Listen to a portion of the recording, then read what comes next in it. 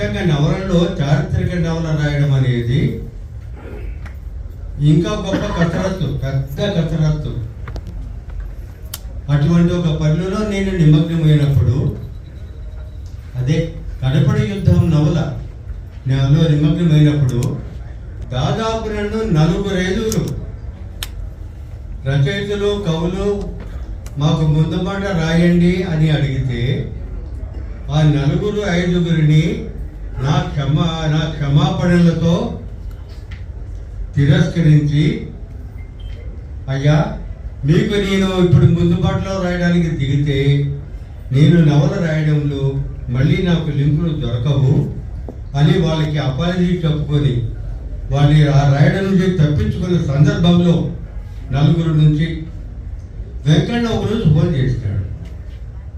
ఇట్లా బడ్డిల్లి వెంకటేశ్వర్లు అని మన పిల్లోడు ఉన్నాడు అన్న, ఒక పుస్తకం రాశాడు చరిత్ర నవల, మీరు దానికి ముందుబాటు రాయాలా, మళ్ళీ ఆ పిల్లడు మీకు ఫోన్ చేస్తాడు అని చెప్పాడు. వెంకన్న మాటని తప్పించుకోలేదు. ఎందుకంటే మా మధ్య కొంచెం అట్లా ఉంటాయి, బంధాలు అట్లా ఉంటాయి. వెంకన్న మాట అంత తొందరగా నేను తీసివేయలేదు. వెంకన్న మాత్రమే ఇరికి చేస్తాడు. పుస్తకం అంతా చదివిన ఆయన డిటిపి చేసి పంపించినాడు వెంకటేశ్వర్లు. పుస్తకం అంతా చదివిన, అంతా చదవాల్సిన అవసరం కూడా లేదు. ఒక 20 పేజీల్లో 30 పేజీలు చదివితేనే నాకు అర్థమైపోయింది. వెంకన్న ఫోన్ చేయకోకుండా కూడాను ఈ నవల కనుక నాకు తారసపడి ఉంటే, అది ఇంకా అచ్చు కాకముందే నాకు తారసపడి ఉంటే, వెంకన్న ఫోన్ చేసినా చేయకపోయినా నేను బడ్డిల్లి వెంకటేశ్వర దగ్గరికి పోయి, అయ్యా నీ చరిత్ర రచనకి ముందు మాట రాసే భాగ్యం నాకు కలిగించబోయ్యా అని చిన్నవాడైనా సరే నేను వేడుకునేవాడు. ఆ చరిత్రగా నవల చదువుతూ ఉంటే అంత పులకరించినప్పుడు మనం పులకరించే పుస్తకాలకి ముందుబాట రాయడంలో ఉన్న మత కొంతమందికే తెలుసు.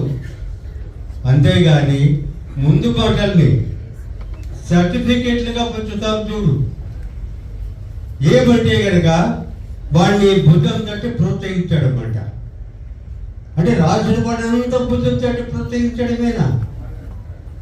చెత్త పేరుకొని పోతా. సాహిత్యంలో కూడా ఒక డస్ట్బిన్ ఉంటుంది. ఆ డస్ట్బిన్లో చెత్త పేరుకొని పోతా. ఆ చెత్త పుస్తకాల మధ్య ఇట్లాంటి వడ్డీల వెంకటేశ్వర గారు రాసిన చారిత్రక పుస్తకం సంపాదించాలంటే ఈ సభలో ఉండే వాళ్ళు కాదు, బయట వాళ్ళకి ఎంత ప్రమాదం. వాళ్ళు అటు ఇటు పుస్తకాలన్నీ తీసి వెతుక్కోవాలి. అంత చెత్త నింపడానికి ప్రతి రచయితకు ఒక యోగ్యతా పత్రము, ఒక సర్టిఫికేట్ చేసిన అవసరం ఉందని నేనైతే అనుకోను. ముఖ్యంగా చరిత్రలో ఈ మన తెలుగు సాహిత్యంలో, సోషల్ మీడియాలో కవులు, రచయితలు ఎక్కువైన ఈ సందర్భంలో కొంతమంది కవుల సంఖ్యను, కొంతమంది కథకుల సంఖ్యను, కొంతమంది నవలాకారుల సంఖ్యను తగ్గించుకోవలసిన అవసరము చాలా ఉన్నది అని ఈ బండి నారాయణ స్వామి యొక్క అభిప్రాయం. మీరు ఎట్లయినా అనుకోండి. ఒక విషయం చెప్పి చర్చించడానికి వచ్చాను కాబట్టి నేను ఎక్కువ మాట్లాడితే బాగుంటే మాత్రం చెప్తాను. ఈ పుస్తకం గురించి ఒక్క విషయం సూటిగా. కొండమల్ల పుస్తకంలోని విచిత్రం ఏమంటే, కొండమల్ల పుస్తకము మామూలుగా ఇప్పుడు రాసే చాలా మంది చారిత్రక నవలలు వర్తమానానికి కనెక్ట్ అవుతున్నాయి. అది ఒక గొప్ప విచిత్రం. ఇప్పట్లో రాసే చారిత్రక నవలలు, ఒకప్పుడు రాసే చారిత్రక నవలలు అడిబాబురాజు రాస్తుండవచ్చు, విశ్వసత్యనారాయణ రాస్తుండవచ్చు, పిల్లక గణపతి శాస్త్రి రాస్తుండవచ్చు, నూరి నరసింహమూర్తి రాస్తుండవచ్చు, ఎంతో మంది రాస్తుండవచ్చు. కానీ వర్తమానానికి ఒక చారిత్రక నవల వర్తమానానికి కరెక్ట్ కావాలి. కానీ ఖచ్చితత్వం ఏమీ లేదు, కానీ కరెక్ట్ అవుతాయి. ఇది దాదాపు 11వ శతాబ్దం 12వ శతాబ్దంలో 12వ శతాబ్దంలో జరిగిన 1170 అంటే 12వ శతాబ్దం 12వ శతాబ్దంలో జరిగిన కథ పల్నాడు యుద్ధం. 12వ శతాబ్దంలో జరిగిన పల్నాడు యుద్ధం గురించి రాసిన ఈ నవల ఇప్పుడు మీకు ఎట్లా కనెక్ట్ అవుతుంది వర్తమానానికి అంటే మా రాయలసీమకు కనెక్ట్ అవుతారు. మా రాయలసీమకు అనొచ్చు, నేను మన రాయలసీమ కూడా అనొచ్చు. మా రాయలసీమకు కనెక్ట్ అవుతారు ముఖ్యంగా. ఎట్లా అంటే బ్రహ్మనాయుడు ఆ చెంచు నాయకుడికి, ఆ చెంచు నాయకుడి పేరు ఏం పేరు? బయ్యన్న గారికి బ్రహ్మనాయుడి మీద కోపం, కసి తీర్చుకోవాలి. వీడు చెంచోడు బయ్యన్న ఒక పేద మనిషి, ఒక బడబక్క మనిషి, ఒక పుట్టగూచికి గత లేని మనిషి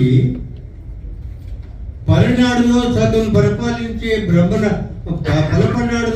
పరిపాలించే ప్రభువుకు మంత్రి అయిన బ్రహ్మణ మీద కసి ఎట్లా తీర్చుకోగలడు? ఎవరైనా ఊహించగలరా? ఒక చెంచు నా దగ్గరకు వచ్చాడు, ఒక ముసలాయన.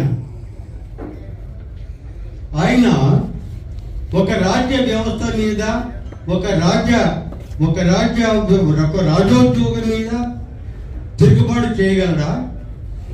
ఎవడ్రా నువ్వు లఘు అని పొత్తులు లేపేస్తారు.